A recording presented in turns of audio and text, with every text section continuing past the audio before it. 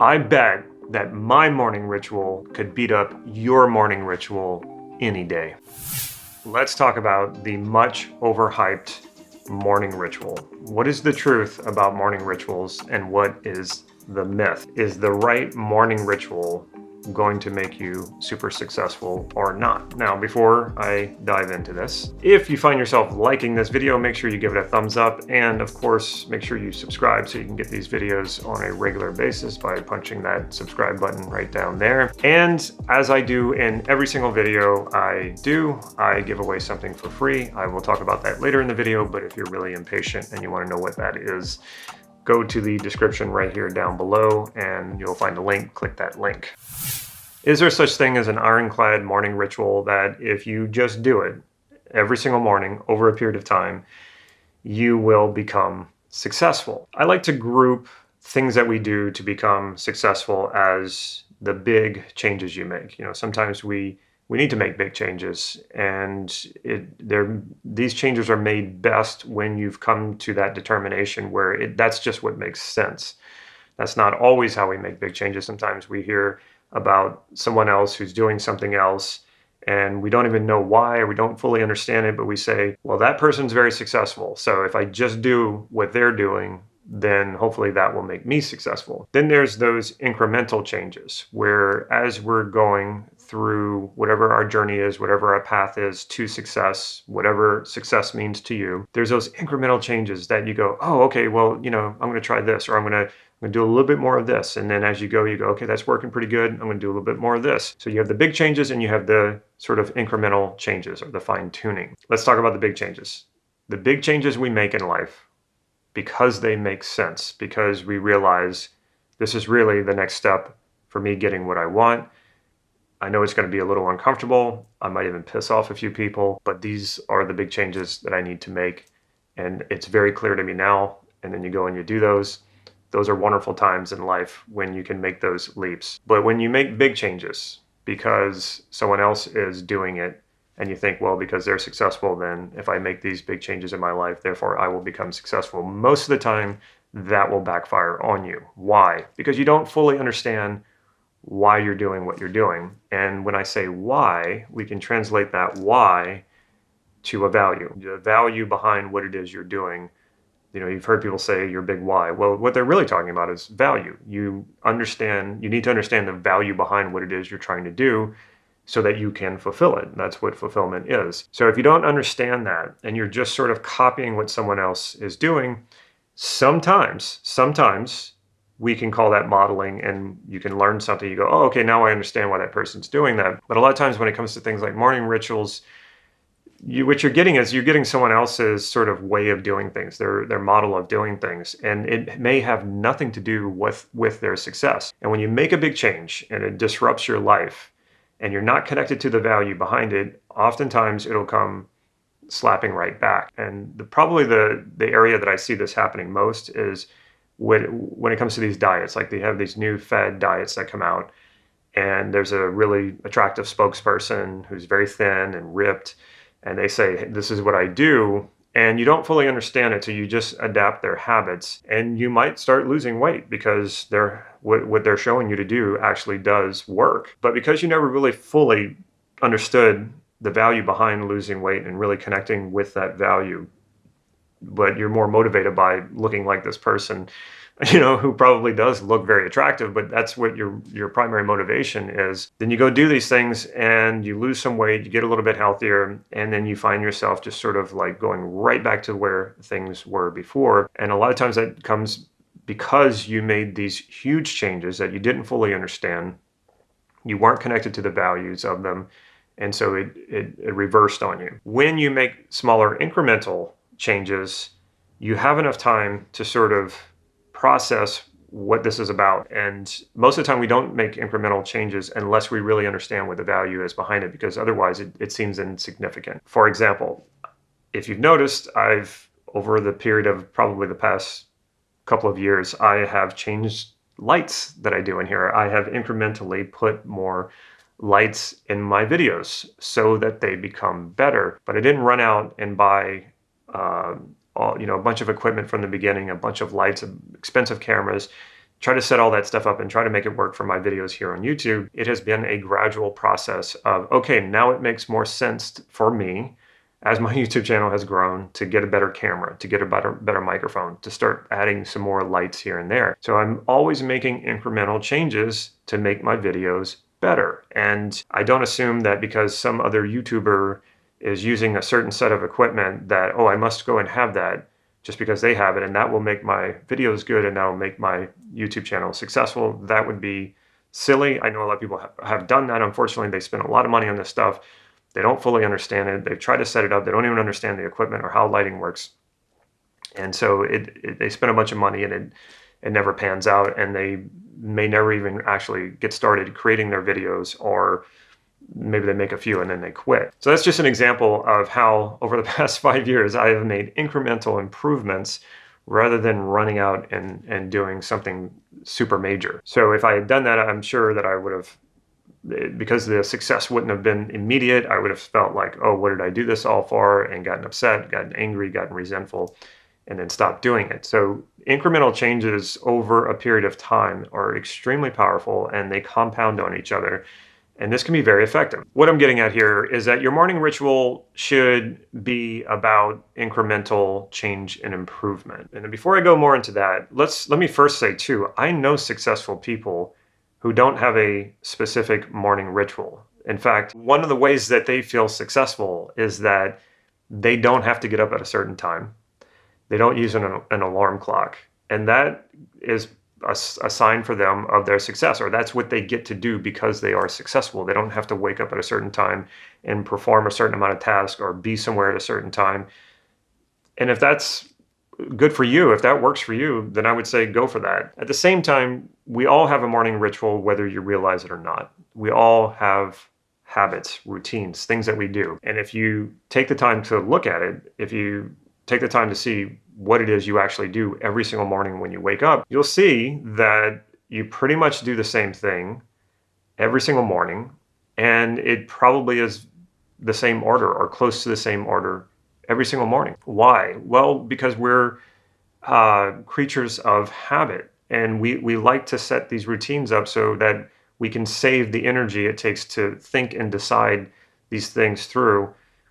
We automate it. And it's just a natural thing that we do. So it just makes it easier. You just get up in the morning, you don't have to think about it. You just go brush your teeth, you go have your coffee, whatever it is, and you just do that. So everybody has a morning ritual. It is your morning routine, your morning habit. Now, can you take that and consciously make some changes to it and some tweaks to it to set your day up for success?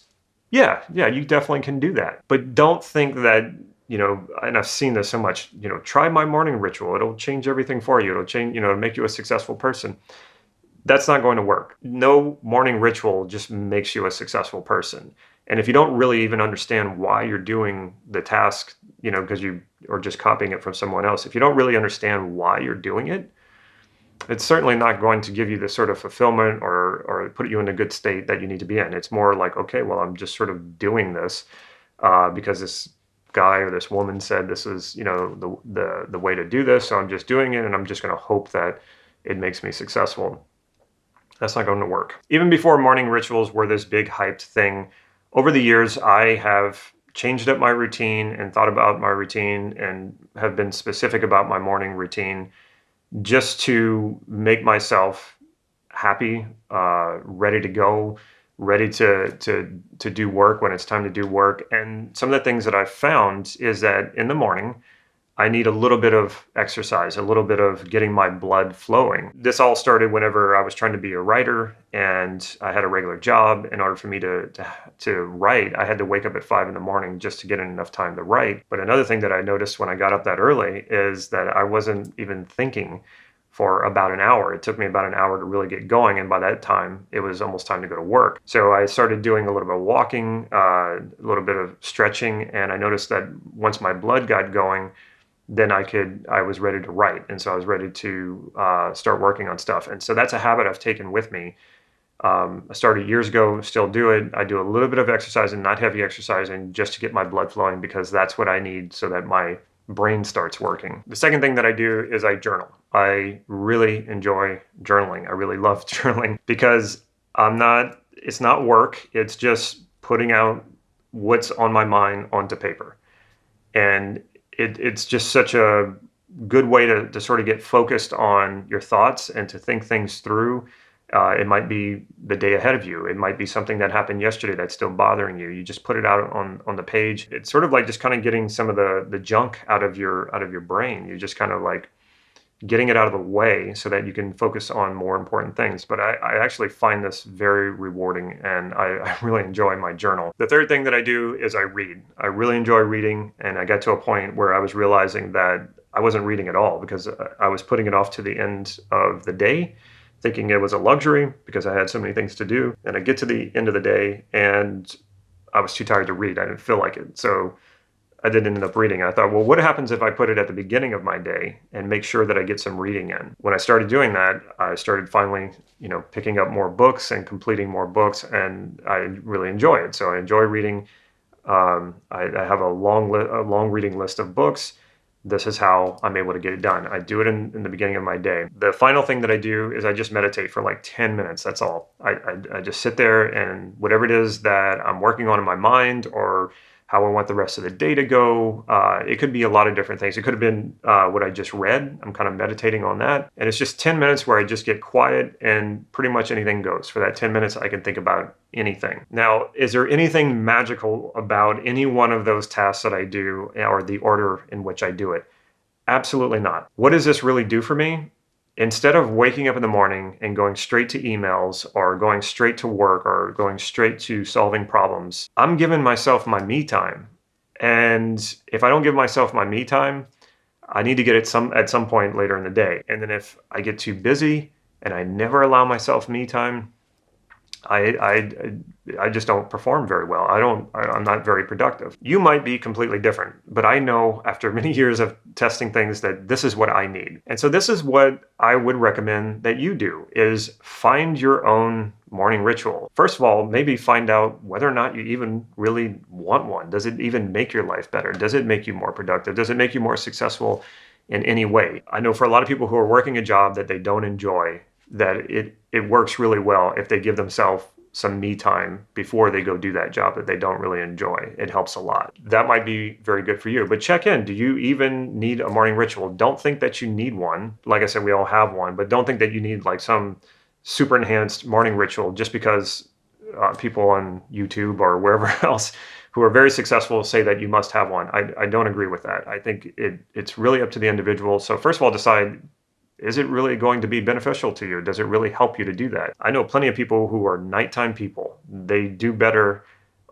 late at night. And if that's you, then maybe you have a nighttime ritual. The really, really important thing that I would say about developing a morning ritual is don't make it about willpower and discipline. If there's in your morning ritual are things that you really don't enjoy doing, and you feel like, oh, if I knock this out at the beginning of the morning, then I'll be better for the rest of the day. My experience has shown me that I get really irritable for the rest of the day if I make myself do something, like really force or will myself to do something that I don't really want to do. For a while, I was doing a lot more exercise. I thought, well, maybe if I do more exercise, then I'll be really pumped for the rest of the day. So I had this idea of how much, it was like 3 times the amount that I normally do. And it was more vigorous. And I remember just like after a week, I was like, I really don't want to do this. But it felt this like push, like, well, I should because I committed to it. And I was just like, no, because it's not serving me. I'm not going to do it. I do plenty of exercise. I do Brazilian Jiu-Jitsu and yoga later in the day. I will get that need met for health later, but in the morning, this is not what I need. And so you want to be able to be clear about that if you feel like you're willing yourself or disciplining yourself to do that, I don't think that's a good idea. I don't think it's good for a good setup for in the morning. Do something you enjoy doing that is productive, that's not mindless. I wouldn't recommend watching TV as your morning routine, but do something that is engaging and that you enjoy, not something that you have to push yourself to do. And last but not least, I recommend that you borrow from other people, that you not copy. Maybe you need to sort of try out someone's routine to just check in. Does this work for me? But only think of it as borrowing. Don't think of it as like, oh, I have to duplicate what this person is doing and somehow that will make me successful. It just won't. It doesn't work that way. Success doesn't work that way. Success has a lot more components to it than just copying someone's routine, and especially, like a morning ritual, which maybe lasts an hour or 2 hours at the most. So give those things a try. But like I said, first and foremost, decide whether or not you think you even need a morning routine or a morning ritual. Maybe try it out just to see, okay, do I want to do this? So allow the possibility that a morning ritual, like one of these hyper success morning rituals, is just not your thing. So allow that to be a possibility. In other words, remember that the truth is always in your experience. As I mentioned, I'm giving away something for free, which is how to elicit your values, which is super, super important. If you don't know what you value, if you don't understand that everything that you desire, whether it's an accomplishment or a material object, is always a projection of what you value. And when you understand that, it really changes the game and connecting with that value and getting what it is that you want. Now, you heard me say earlier in this video about not using willpower or discipline, and you might have been like, well, that's really strange. All I hear, from these very successful people is willpower, discipline, strengthen your willpower. And I disagree with all of that. And I have beat myself senseless with willpower and discipline. I've gotten compliments over and over about how disciplined and how much willpower I have. And that's just not true. I remember getting those compliments and I was like, I don't understand, because I don't have to use willpower and discipline. I really enjoy what it is that I'm doing. So how do you do that? It's by understanding what your values are. When you understand what your values are, you will not need willpower and discipline. The value itself is the motivation. Alignment with that value is the reward itself. So if you want to know how to elicit your values, like I said, it's one of the most important things you could possibly do. Go to the description right here down below. You'll find the link. Click that link and you will get a values elicitation worksheet that you can work through. It'll give you step-by-step how to elicit your values and then what to do with them next. If you like this video, make sure you give it a thumbs up. And if you haven't already, make sure you hit that subscribe button and the bell so you'll be notified when I put new videos out. And last but not least, if you can think of a friend or a family member who would benefit from this video, make sure you share it with them. Take care.